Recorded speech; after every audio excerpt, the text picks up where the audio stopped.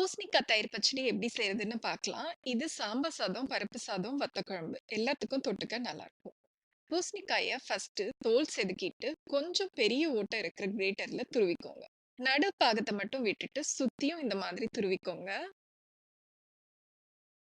அதுக்கப்புறம் எண்ணெயில கடுகு, உளுத்தம் பருப்பு, பெருங்காயம், கருவேப்பிலை இதெல்லாம் தாளிச்சுட்டு ஒரு கிண்ணத்துல எடுத்து வச்சுக்கோங்க.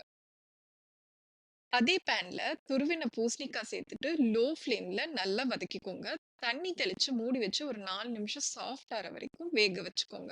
அது வேகுற நேரத்துல தேங்காய், இஞ்சி, பச்சை மிளகாய், ஜீரகம் இதெல்லாம் கொஞ்சமா தண்ணி சேர்த்து அரைச்சுட்டு கிண்ணத்துல போட்டு வச்சுருங்க.